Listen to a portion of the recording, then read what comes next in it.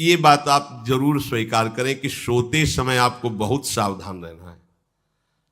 और प्रायः गलती सोते समय करते हैं उपासक की, कोई प्रपंच की बात याद करते हुए या मोबाइल देखते हुए या कोई गंदी चेष्टाओं का आपकी रात बेकार चली जाएगी।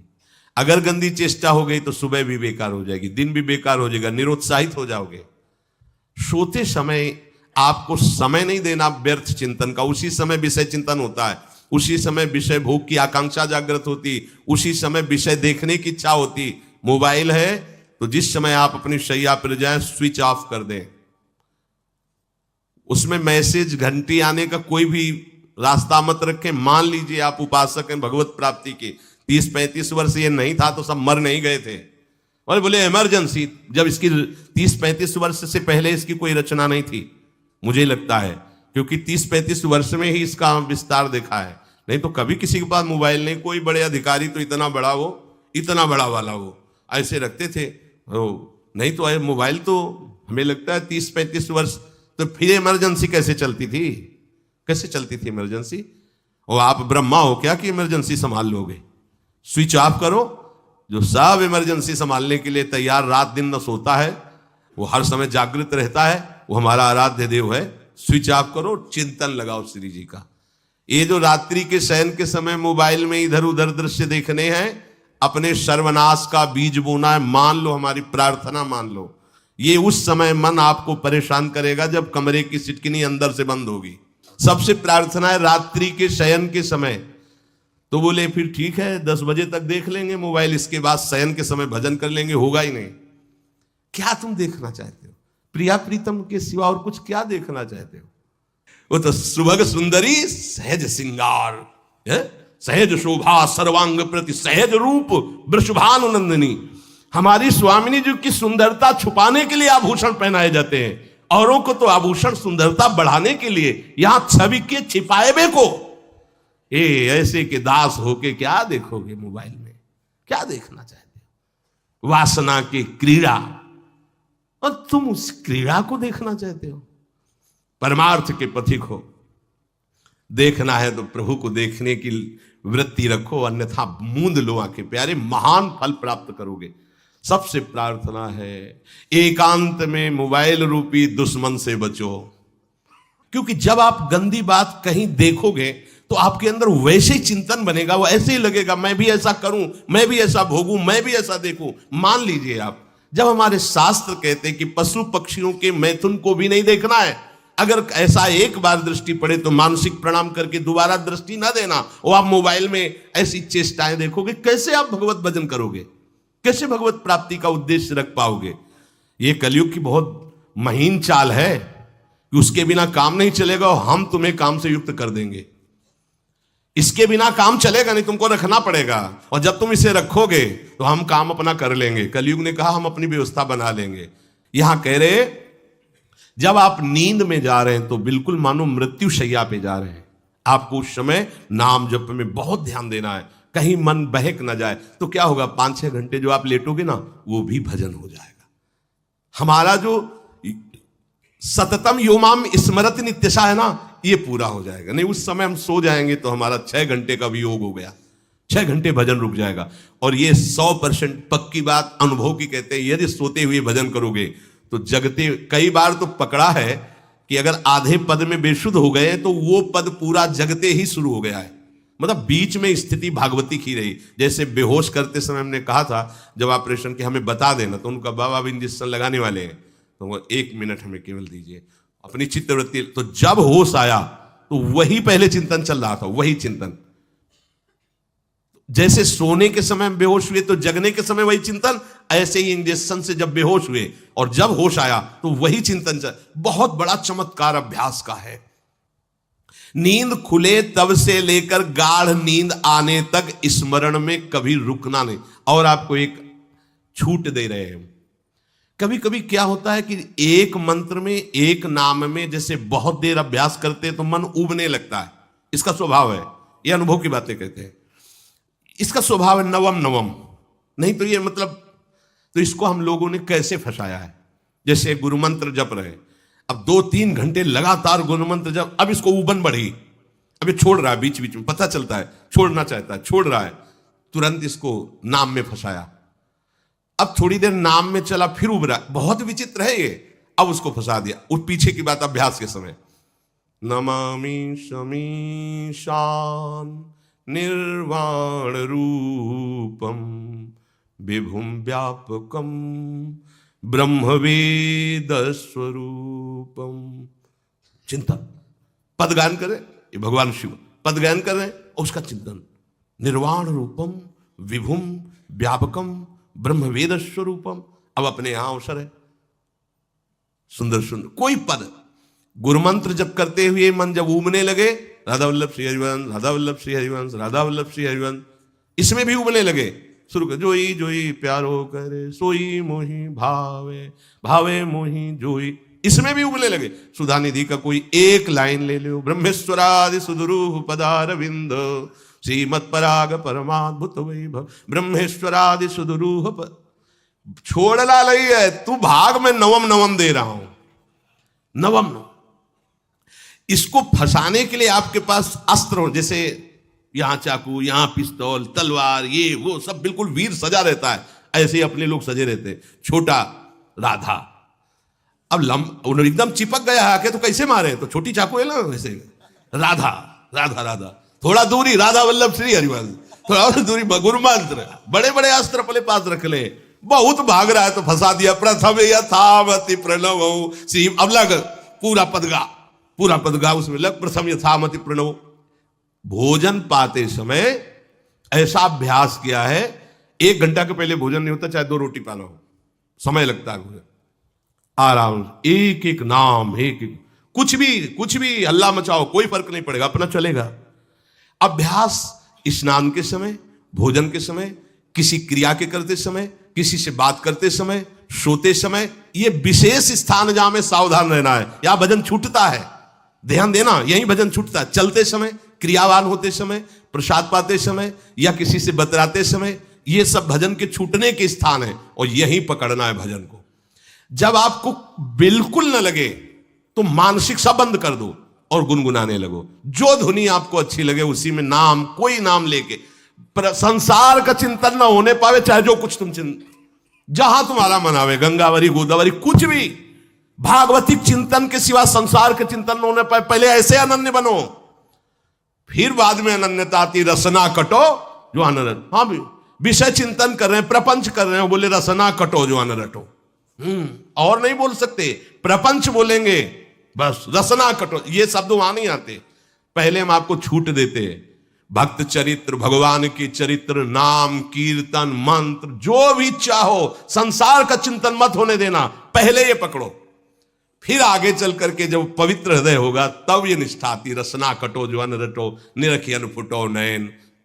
मान लो संसार का चिंतन नहीं करने देना है इसको, आप जैसे बने वैसे करो भागवतिक चिंतन, कोई नाम ले लो, कोई मंत्र ले लो, तुम्हें जो प्रिय लगे, हम छूट देते हैं। ये नहीं करे कि रसना कटो जो अन रटो, ये बाद की बात है, हमें पहले इसका संसार चिंतन रोकना है। कैसे छूटेगा, कैसे छूटेगा, हमें ये पकड़ना है, नहीं तो निष्ठा की बात। जो हरि नाम जगत त्रिशिरोमणि वंश बिना कबहू, हरिवंश बोलेंगे नहीं, हरि बोलना नहीं है, हरि बोलना नहीं, क्योंकि ये जो हरिनाम जगत त्रिशिरोमणि वंश बिना, हरिवंश बोलना नहीं है, क्योंकि प्रपंच में रति। तो क्या करो, जो तुम्हें प्रिय लगे पहले उसे पकड़ो। ये हम अंदर की बात करें, प्रवचन की बात नहीं कह रहे, मन को फंसाना है हमें। राम कृष्ण हरि जहां लगे इसको लगा, पहले इसको फंसाओ, संसार का चिंतन न होने दे। गीता भागवत भक्त चरित्र कुछ भी कहीं भी इसे फंसाओ, पहले संसार का चिंतन न होने दो, फिर लाओ इसको घुमा के निकुंज वाटिका में, फिर तो भागेगा ही नहीं, फिर नहीं भागेगा। अब सीधे निकुंज वाटिका में किसी महाभाग्यशाली गुरु आश्रित का लगेगा, अन्यथा बहुत प्रपंची मन है, आप आश्रय इधर का लोगे, प्रपंच का चिंतन करोगे, बात बनेगी नहीं। चिंतन छोड़ना है हमें, जैसे बने तैसे संसार का चिंतन छूट जाए तो हम विजय को प्राप्त होंगे। ध्यान दीजिए, इस परमात्म तत्व को वही प्राप्त कर पाता है जिसका राग बीत गया है, खत्म हो गया है, वैराग्यवान। ज्यादा परिश्रम नहीं है वैराग्य में, विवेक नहीं होने के कारण हम वैराग्य नहीं धारण कर पाते। हम बाहरी बातों को वैराग्य ले लेते हैं, ऐसा कपड़ा बदल लेना या कपड़ा ना पहनना या लौकी का कमंडल, मिट्टी का पात्र, तो हम अपने को वैरागी। बात यहां नहीं रुकेगी। वैराग्य का इतना ही मतलब नहीं, ये भी एक बाह्य अंग है वैराग्य का, पर वैराग्य का सच्चा स्वरूप है वीतरागा। कहीं कुछ भी अच्छा नहीं लग रहा, कोई भी सुख आकर्षित नहीं कर रहा, लोक लोकांतर की प्रतिष्ठा, मान, सुख, ऐश्वर्य, व्यक्ति, कुछ अच्छा नहीं, राग खत्म हो गया। ऐसा उस अक्षर ब्रह्म को, अविनाशी तत्व को जान पाता है। जगते भयो फिरे बैरागी, जैसी हरिवंश प्रपंच बंच सब ये काल ब्याल को खायो। हालत यह है कि जैसे सांप ने मेढक को पकड़ रखा और मेढक सामने पतिंगा को, कीड़े को पकड़ना चाहता है, उसे यह पता नहीं कि मैं खुद किसी का कवल बन चुका हूं, वो एक झटके में मुझे अपने पेट में ले जाएगा। ऐसे ही हम सब हैं, काल के द्वारा ग्रसित है। काल ने हमें पकड़ रखा है, पर हम भोग भोगना चाहते हैं, हम नाना प्रकार की मान प्रतिष्ठा पाना चाहिए। ये पता नहीं एक झटके में हमारा अस्तित्व ही खत्म हो जाएगा। जिनके अंतःकरण में किसी भी व्यक्ति, वस्तु, स्थान, पद, प्रतिष्ठा का राग ही नहीं रह गया है, उसे कहते हैं वैराग्यवान। वीतरागाः, राग ही नहीं है। जिनका अंतःकरण निष्पाप निर्मल हो चुका है, जिनके हृदय में केवल भगवत प्राप्ति की उत्कट लालसा जागृत हो गई है, ऐसा साधन संपन्न उपासक परमात्म तत्व में प्रवेश पाता है। अध्यात्म मार्ग की ऊंचाई पर वो स्थित हो जाता है। यदि छंतु ब्रह्मचर्यम चरंती, जिनकी इच्छा एकमात्र भगवत प्राप्ति की है, यदि छंतो, उनको क्या करना होगा? ब्रह्मचर्यम चरंती, ब्रह्मचर्य का पालन करना होगा। प्रत्येक इंद्रियों का निर्विषय हो जाना वास्तविक ब्रह्मचर्य है। केवल जनेंद्रिय से ही ब्रह्मचर्य को नहीं लेते। हमारी प्रत्येक इंद्रिय भोगों से रहित होकर भगवत अनुराग में, नेत्र प्रभु को देखना चाहते हैं, त्वगेंद्रिय प्रभु को स्पर्श करना चाहती है, घ्राणेंद्रिय प्रभु के श्री अंग की गंध पाना चाहती है, श्रवणेंद्रिय प्रभु के वचन सुनना चाहती है। एक एक इंद्रिय अपने प्रभु में लग गई, अंतर्मुख हो गई, बाहर विषयों का त्याग हो गया। इसे ब्रह्मचर्य कहते हैं।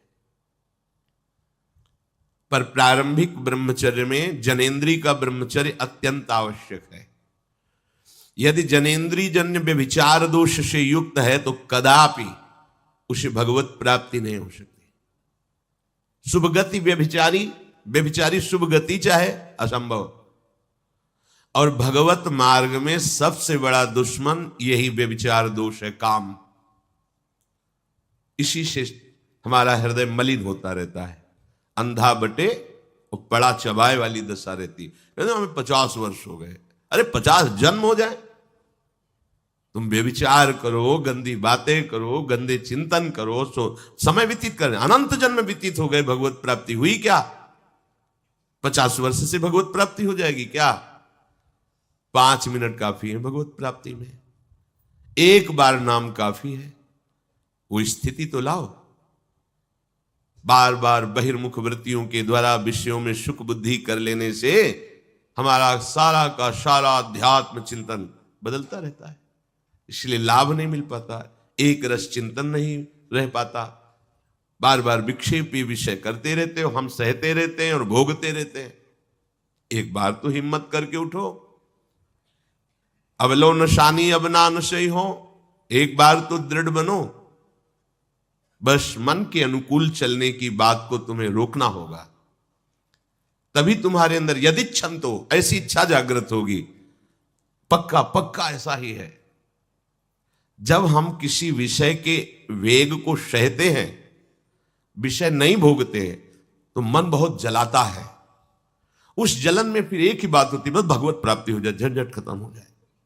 कब तक हम इसमें चलेंगे? एक बार भगवत, वो जलन हमको भगवत प्राप्ति की इच्छा प्रकट करती है। अपने लोग क्या करते हैं? जलन को मिटाने की कोशिश करने लगते हैं तो भगवत प्राप्ति की इच्छा क्या, भोग प्राप्ति की तृष्णा जागृत हो जाती है। भोगे हुए भोगों को बार बार भोगने की इच्छा का नाम तृष्णा है। बाहर और भीतर से कोई सहयोगी नहीं, जल रहा है उपासक, तब रास्ता निकलता है भगवत प्राप्ति का, तब इच्छा प्रकट होती है। अब नहीं, बहुत जल लिया, अब तो केवल प्रियाजू के समीप जाना है, अब तो प्रभु के सानिध्य में रहना है, नहीं इन भोगों की जलन में जलना है। पर यहां तक पहुंचने के लिए जलना होगा, तभी लिखा सहित सहित बाढ़ भगति तास्तितिक्षस्व भारत, क्योंकि आगमा पाइनो अनित्यास, ये नाशवान काम क्रोधादि तुम्हें प्रेरित करेंगे, तुम इनके वेगों को सह जाओ, ये स्थायी नहीं है। आगमा पाइनो है, आने जाने वाले हैं, और ये सहन करने से नष्ट होते हैं, भोगने से बढ़ते हैं। यदि छंतो, अगर भगवत प्राप्ति की इच्छा है तो ब्रह्मचर्यम चरंती, ब्रह्मचर्य का पालन करना ही होगा, इसमें कोई गुंजाइश नहीं, क्योंकि आप चल ही नहीं सकते। ध्यान से सुन लो, ये मनोरंजन का मार्ग नहीं है, इसमें मन ही मार तनहारिक वृंदावन में गाज, इसमें मन मारना होगा। प्रायः ये मन को दुलार करने वाले लोग कभी भाग्य से सत्संग में भी आ जाते हैं, कभी श्री विग्रह के दर्शन करने भी मंदिर पहुंच जाते हैं, कभी तीर्थ याटन भी करते हैं, पर इनका कोई लक्ष्य नहीं होता। आज सुन लिया सत्संग, बढ़िया है, लक्ष्य नहीं होता। यहां लक्ष्य वालों की बात हो रही। यदि छंतो, यदि तुम्हारी ऐसी इच्छा जागृत हो रही किसी जन्म में भगवत प्राप्ति करनी, तो ब्रह्मचर्यम चरंती, आप सच्ची मानिए, जिसके निकालने में तुमको सुख की अनुभूति हो रही, उसको रोकने में कितनी सुख की अनुभूति होगी। उन्मत्त हो जाओगे, बहुत जल्दी आपके सारे के सारे करण भगवदाकार होने लगेंगे यदि आप ब्रह्मचर्य का पालन करेंगे। शरीर स्वस्थ, हल्का, मन प्रसन्न, नींद आदि पर विजय, कितने गुण ही गुण। और ब्रह्मचर्यहीन आलस्य, प्रमाद, भोगों का चिंतन, मन का डिप्रेशन में पहुंचना, कमर में दर्द, टांगों में दर्द, सर में दर्द, घबराहट होना, बिना किसी कारण के मन भयभीत हो रहा है, भोजन अपच हो रहा है, बिना किसी प्रक्रिया के वीरनाश हो रहा है, बिना किसी प्रक्रिया के। काहे को मृत्यु स्वयं स्वीकार कर रहे हो, ये मृत्यु है। चाहे भगवान दत्तात्रेय जी बोल रहे हैं या भगवान कपिल देव जी बोल रहे हो, जब उपासक को संबोधन करते हैं भगवत प्राप्ति के लिए, तो कहते हैं कि इस भोग वृत्ति को साक्षात मृत्यु रूप देखो, ये मृत्यु है तुम्हारी। जब शरीर राग त्यागना है तो तुम शरीर से भोग भोगोगे, तो आसक्ति शरीर की पुष्ट होगी, आसक्ति भोग सुख की पुष्ट होगी, है नहीं। कितने दिन शरीर रहेगा, कितने दिन भोग रहेंगे। विचारवान बनो, ब्रह्मचर्यम चरंती, ब्रह्मचर्य का पालन करो। उपासक जो ब्रह्मचारी होता है उसका खिला हुआ चेहरा रहता है, जैसे कमल खिला हुआ, बिना किसी कारण के उसकी मुख मुद्रा में प्रसन्नता होती है। जो ब्रह्मचर्यहीन होता है बुझा हुआ चेहरा होता है, तेजहीन, बिना किसी कारण के वो शोकग्रस्त लगता है।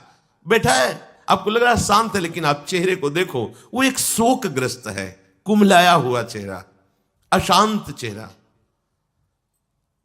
मुख प्रसन्न, तन तेज विराजा। यह है ब्रह्मचर्यम चरंती, भगवत आराधन संपन्न उपासक का। जैसे आग में पैर रखते हुए कोई चले तो कैसे चलेगा, ऐसे ही ब्रह्मचारी की पहचान है। इतनी स्फूर्ति उसके अंदर होती, जैसे आग में चलने वाला पूरा पैर नहीं रख पाएगा, अगला कदम रख देगा क्योंकि ताप लग रहा है, ऐसे उसकी स्फूर्ति होती पैरों में। उसकी आंखें एकाग्र रहती है, चंचलता इधर उधर या बार बार झपकना यह विषयी पुरुष का लक्षण है। बार बार पलक झपकना यह विषयी पुरुष का लक्षण है। इधर उधर ताक झांक, चंचलता, ऐसा बैठे तिनका तोड़ रहा है, पैर हिला, ये सब विषयी पुरुष के लक्षण है। ये तो बिल्कुल साधारण स्पष्ट दिखाई देता है आदमी विषयी है या ब्रह्मचारी, एक सेकंड में लक्षण होते हैं। आपको जब भगवत मार्ग का अवसर मिला है तो गृहस्थ हो, संतान हो गई, ब्रह्मचर्य रहो। नहीं चाहिए संतान तो भ्रूण हत्या, गर्भ हत्या जैसे महापाप करने की क्या जरूरत है?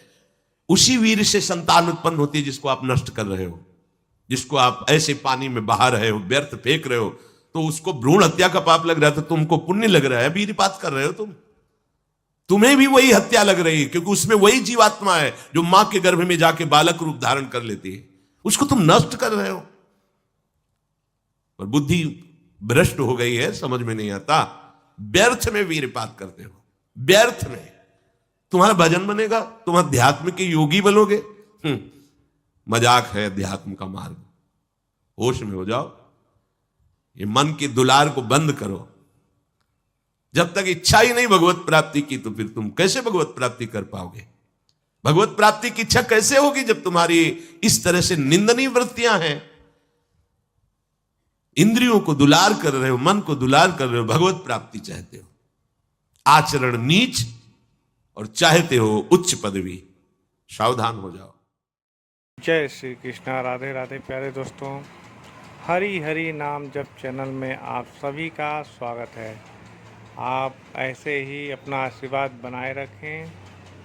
अगर आपको यह वीडियो पसंद आया हो तो लाइक करें, सब्सक्राइब करें और कमेंट में जय श्री राधा रानी ज़रूर लिखें।